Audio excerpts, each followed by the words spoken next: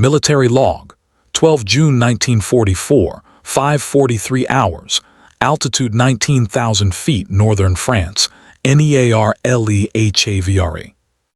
It began as a dawn that carried the kind of silence only war could birth, that thin, brittle quiet before the roar of engines swallowed the morning sky.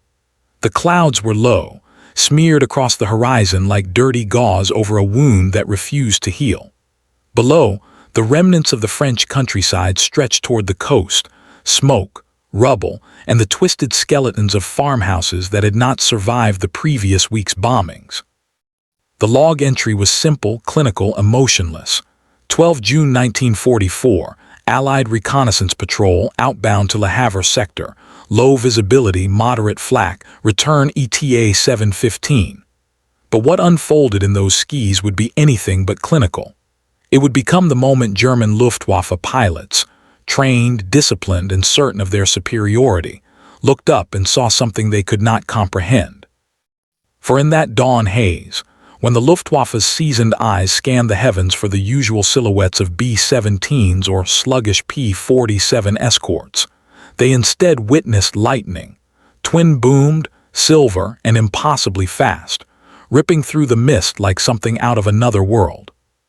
The Lockheed P-38 Lightning, America's twin-engine marvel, had arrived in force, and on that morning, for the first time, it screamed through occupied France at nearly 500 miles per hour, a speed that shattered expectations, doctrine, and the morale of every German pilot who dared to intercept. The man who would break protocol that day, Lieutenant Aaron Mack McAllister, call sign Whiskey 34, had already been carrying a wound deeper than any bullet could inflict. 3 days earlier, his best friend and wingman, Captain David Rook Jensen, had been torn apart by flak over Caen. Mack had watched his wing's right engine erupt into flame, had heard Jensen's voice, steady, even calm, crackle over the radio, "Tell my wife it's all right." Then static. Nothing. That silence, that one breath between transmission and absence, haunted Mack's every mission since. Regulations forbade personal retaliation, forbade emotional engagements. But this morning, rules were already unraveling.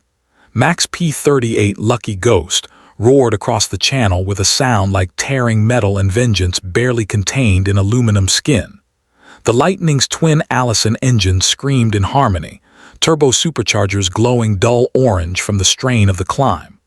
Below, radar stations along the French coast began to light up with confusion. Reports came in. Unidentified twin-engine fighters, speed exceeding 750 kilometers per hour, impossible confirmed type. The Luftwaffe controller at Rouen thought it was an error, perhaps reflections, perhaps the British experimenting with radar spoofing again. But then came the contrails, twin white threads cutting across the gray morning, weaving patterns unlike anything the Germans had seen before.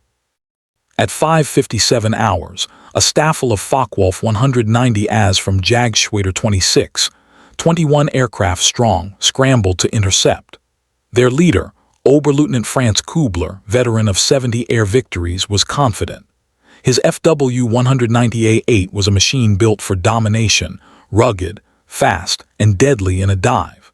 He had heard rumors of a twin-tailed American plane before, but dismissed them as exaggerated propaganda.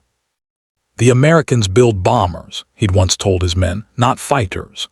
But as Kubler's flight climbed through 12,000 feet, his radar operator shouted through the radio, "Contacts, bearing 160, high speed, altitude increasing."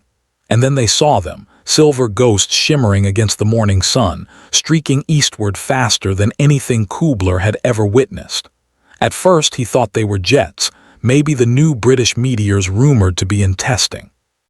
But no, these were piston-driven, and yet they moved like lightning incarnate.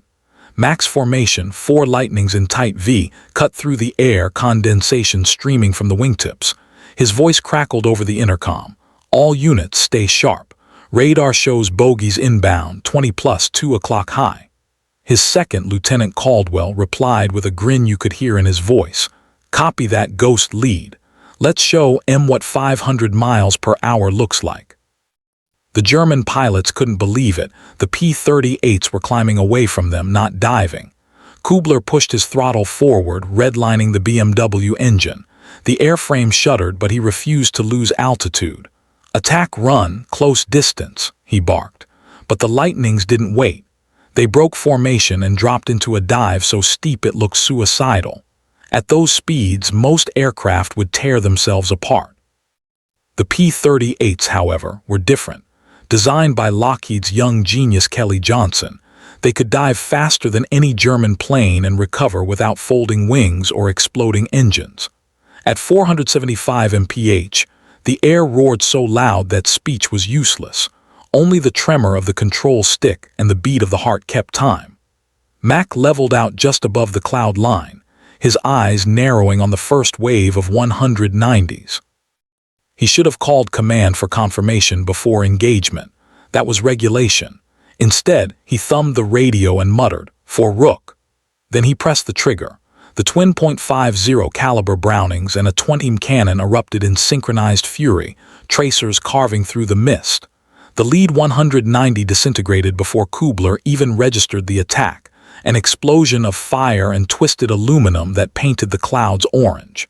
Panic rippled through the German formation. Their leader screamed, "Break, scatter." But scattering only made them easier targets. Lightning after lightning tore through the air, their contrails slicing across each other like blades in a duel. Below, German ground crews looked up, mouths agape as the impossible unfolded. The Americans, once slow and predictable, were now blurs of silver, untouchable, roaring through the sound barrier's doorstep. In one pass, the Lightnings downed 7 German fighters without a single loss. It wasn't just speed. It was precision, training, and technology colliding in one perfect, terrifying moment. Inside his cockpit, Mack's oxygen mask pressed hard against his face, sweat running into his eyes. He'd crossed every line. He was no longer on recon duty, he was hunting. His instruments screamed from over-revving engines, but he didn't care. Through the glass, he saw another 190, low and turning hard. Mack rolled his plane inverted dove and lined up his sights. "You took Rook," he whispered. The 190 tried to roll away, but it was too late.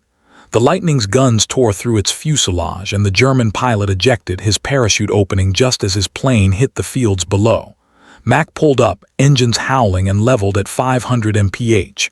The sensation was electric, like flying faster than time itself. He could feel the aircraft's frame shudder, the rivets straining, but he pushed harder. For a fleeting second, he broke through a layer of clouds and was surrounded by blinding sunlight. Silence, then clarity. His rage melted into focus. In the radio silence that followed, he heard Caldwell's voice again, softer now. "Ghost lead, what's your status?" Mack hesitated. "Mission complete," he replied. But deep down, he knew the mission was something else entirely. A rebellion against death, against loss, against the mechanical coldness of war. Below, the German survivors landed and stumbled out of their planes, stunned. One of them, a young lieutenant barely 20, described the encounter later in a prisoner interrogation. "They moved like phantoms. We saw flashes, then they were gone. One of them flew past me so fast my canopy cracked from the pressure wave. We had no chance, not even to turn." That testimony would circulate through Luftwaffe command, eventually reaching Berlin, where it caused disbelief. High Command ordered an immediate investigation into new Allied aircraft technology. Some even suspected jet assistance. But the truth was simpler and far more demoralizing. American pilots, once considered second-tier, were now flying machines that outpaced German innovation. Mack and his squadron returned to base with empty guns and full silence. No cheers, no congratulations. Just the creak of cooling engines and the heavy weight of what they'd done.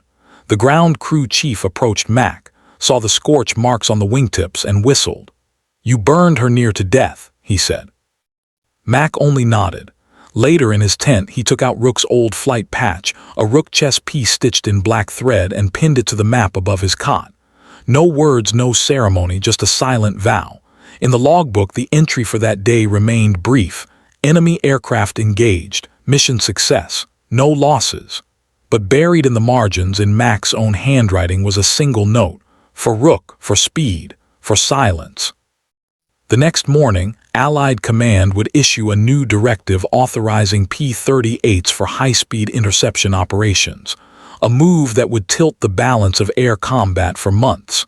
And somewhere in Germany, pilots would still whisper of the day the lightnings came, the day the sky itself seemed to crack open. For them, it was not a battle. It was a haunting. And for Mack McAllister, it was the day he stopped being just a soldier and became something else entirely, a ghost that flew faster than fear itself. The airfield was still trembling from the echoes of engines when dusk settled that evening, a kind of orange-gray quiet that felt both victorious and hollow. The mechanics had gone back to their wrenches, the radio operators to their static, but Lieutenant Aaron Mack McAllister sat alone on an overturned crate behind Hangar 2, the last sunlight painting his flight suit in amber streaks. The smell of high-octane fuel hung in the air like incense. In the distance, someone laughed, an easy, nervous laugh that didn't belong in a war, but it faded quickly, swallowed by the rhythmic cough of a starting generator. War didn't stop for reflection. It just paused long enough for the heart to remember what it had lost. That night the debrief ran longer than usual. Colonel Whittaker, a man carved from oak and whiskey, paced the map room, tracing the P-38s' attack pattern with his cigar.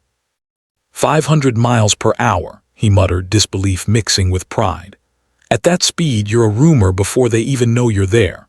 Around the table, younger pilots nodded, trying to hide the awe in their eyes, but Mack barely listened.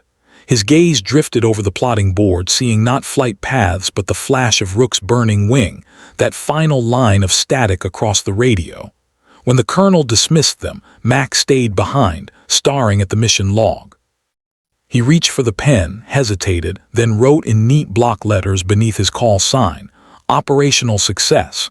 Recommend further testing of sustained high-speed tactics under low-altitude radar shadow." It sounded technical, detached, exactly the way he wanted it, but the truth underneath it pulsed like a bruise. He wanted to fly again, faster, harder, until the sky gave up its ghosts. Outside, the night hummed with generators and quiet exhaustion. Caldwell found him there, leaning against the Lightning's fuselage, helmet dangling from his fingers. "They're saying Berlin's losing sleep over what we pulled today," Caldwell said. Mack gave a dry smile. "Good, let them." "You broke regs," Caldwell added, his tone soft, not accusing. "Went off mission. If Whittaker hadn't seen the results himself, he'd have grounded you." Mack shrugged. "Maybe he should have." Caldwell looked at him for a long moment, then said, "You can't keep flying like you're trying to catch death, Mack." He walked away before Mack could answer. For a while, the only sound was the ticking of cooling metal. Then Mack looked up at the stars, cold, sharp, indifferent, and whispered, "I'm not trying to catch it. I'm trying to outrun it." 2 days later, the orders came down. A new operation, codenamed Silent Strike. Intelligence had picked up chatter that the Luftwaffe was moving a squadron of experimental interceptors to an airfield outside Amiens. Their job, eliminate the convoy before the planes could be fueled. Simple on paper, suicidal in the air. The weather forecast promised low clouds, intermittent rain, and heavy flak. Whittaker briefed them with a grim jaw. "You'll go in low, fast, invisible. The Lightnings are built for it. In and out before they know you were there." He paused, eyes narrowing. "No heroics, gentlemen, no vendettas." Mack didn't flinch, but the room felt smaller. At dawn, they were airborne. 8 P-38s skimming less than 200 feet above the ground, engines throttled to near silence, navigating by instinct and dead reckoning. The French countryside blurred beneath them, villages, orchards, river bends, all dissolving into a smear of motion. The cockpit canopy rattled. The world became vibration and noise. Through the intercom, Whittaker's voice came steady. "Maintain formation. Targets at grid 347, repeat 347. Rain began to fall, pattering against the windshield like Morse code. Every droplet felt like a second ticking down to discovery. Then through the haze, Max saw it. The airfield, faint lights, trucks lined up, silhouettes of aircraft under tarpaulins. The convoy was there, real, vulnerable.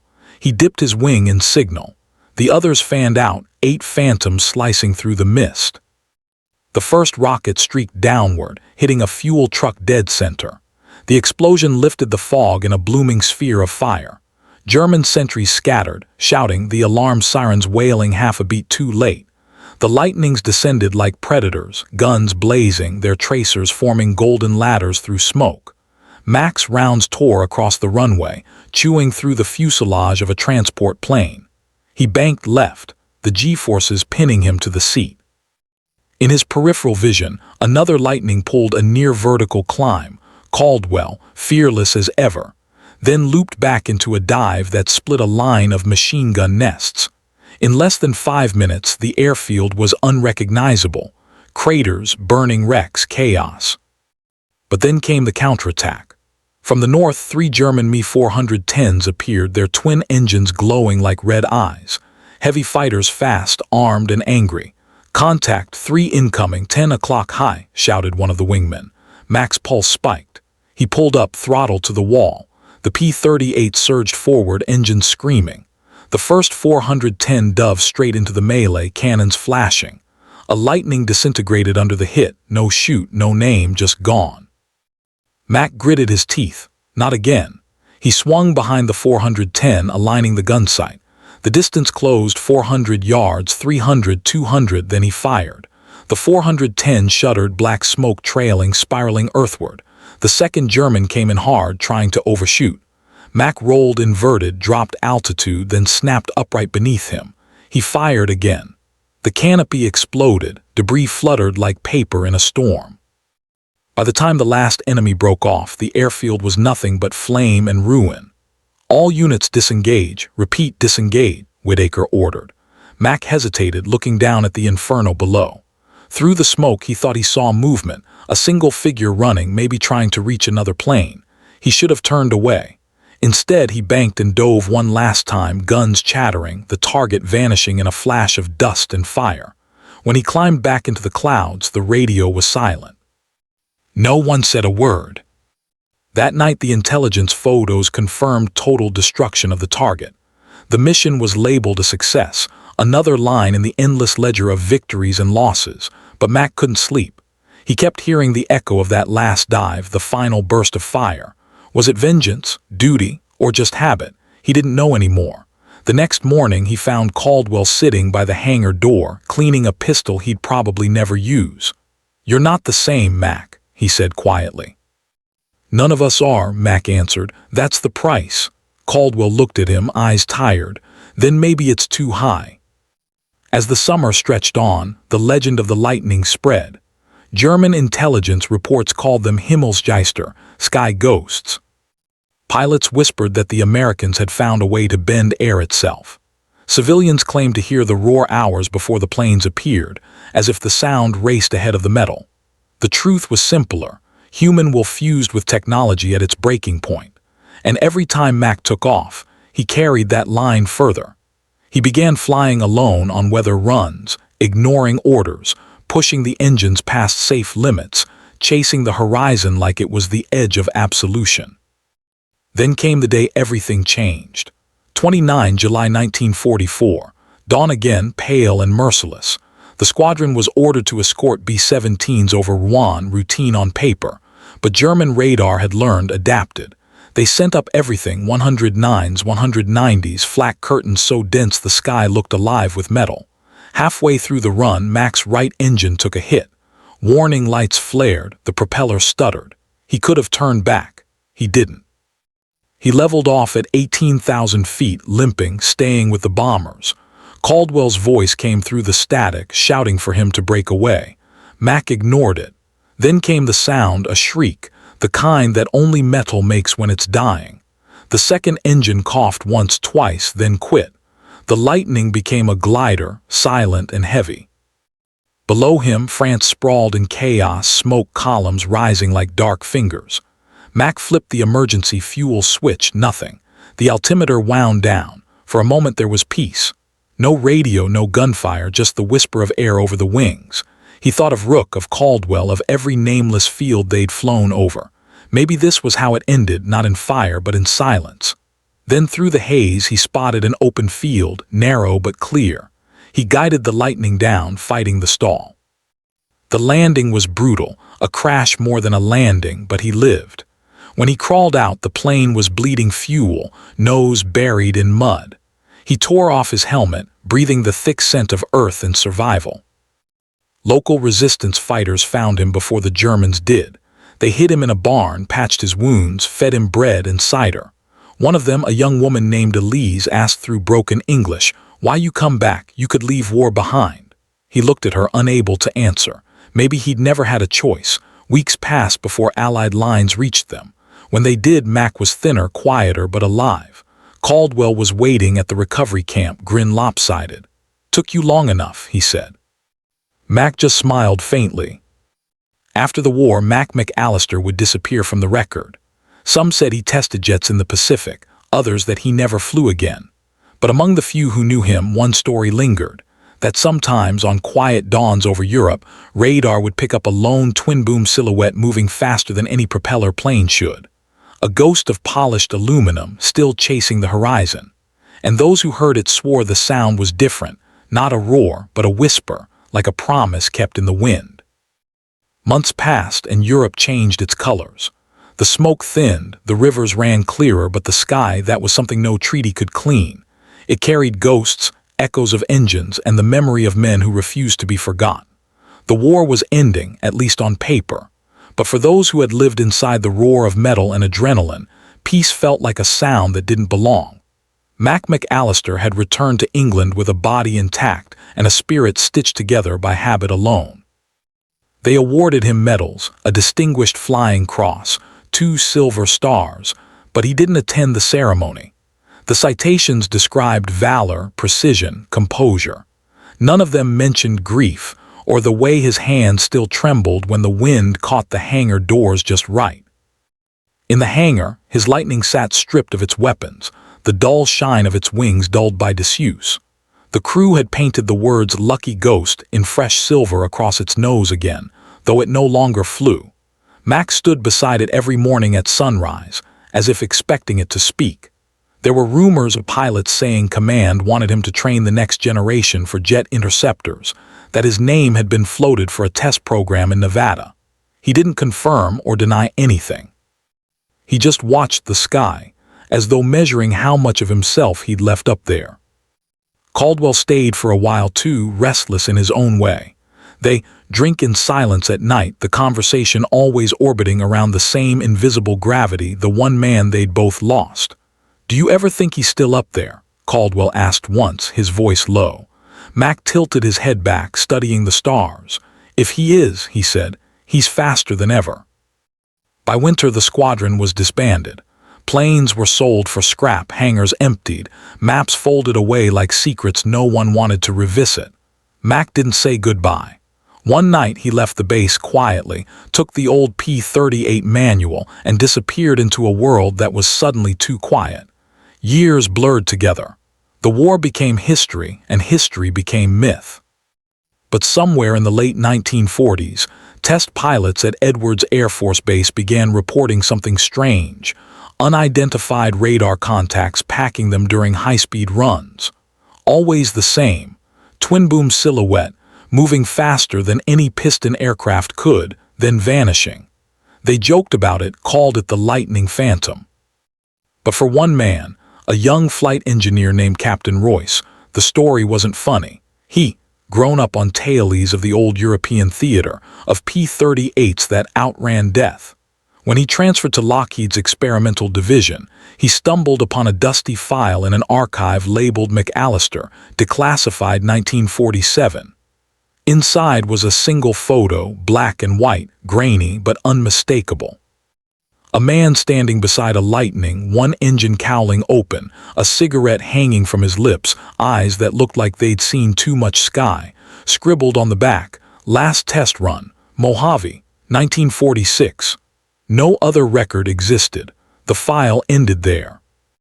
Royce asked around. Engineers shrugged. Just a ghost story, they said, but curiosity became obsession. He dug deeper, tracing requisition orders, engine modifications, flight logs. What he found didn't make sense. A series of test flights logged under a civilian contract, aircraft serial numbers that didn't exist, and one memo from Kelly Johnson himself, the genius who designed the original P-38. It read, McAllister insists on pushing the new turbo compound to full capacity, claims it can break 520 mph level. No proof yet, but he believes it. The date, June 1946.